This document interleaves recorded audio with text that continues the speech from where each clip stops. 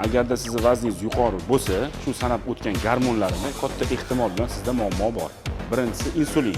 Insulin bu bizning organizmda transportning gormon hisoblanadi, ya'ni yegan ovqatimizni badanimizga yuqtirib beradi. Insulin baland bo'lsa, bizda ozishda ham muammo bo'ladi. Ikkinchisi sahr. Sahrimiz ham baland bo'lsa, bizda vес tashashimiz qiyinroq bo'ladi.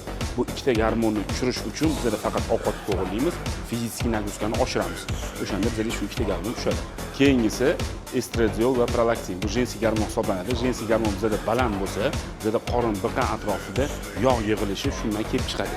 Bu narsalarni biz tushirsa, shuni o'zidan vaznimizga ketadi. Keyingisiga keladigan bo'lsa, bu kortizol gormon, ya'ni stress gormon hisoblanadi. Stress gormon hammaga har xil ta'sir qiladi. Bir xil odamlarni ozdirib yuboradi, bir xil odamlarni nabarut, ya'ni semirtirib yuboradi. Keyingisiga keladigan bo'lsa, bu bizning erkaklik gormonimiz, ya'ni testosteron hisoblanadi. Testosteron bizda qancha baland bo'lsa, jinsiy gormon shuncha past bo'ladi. Bu bir-biriga qarshi gormonlar, ya'ni qaysinisidir baland bo'lsa, qaysinisidir past bo'ladi. O'shaning uchun biz har doim harakat qilishimiz kerak, testosteron baland ushlab yurishga. Oxirgisiga keladigan bo'lsa, bu bizning buqoyimiz, ya'ni buqoga analiz topshirsa, bizda ko'pchilik ozolmayotgan odamlarda buqoda ham muammo bo'ladi.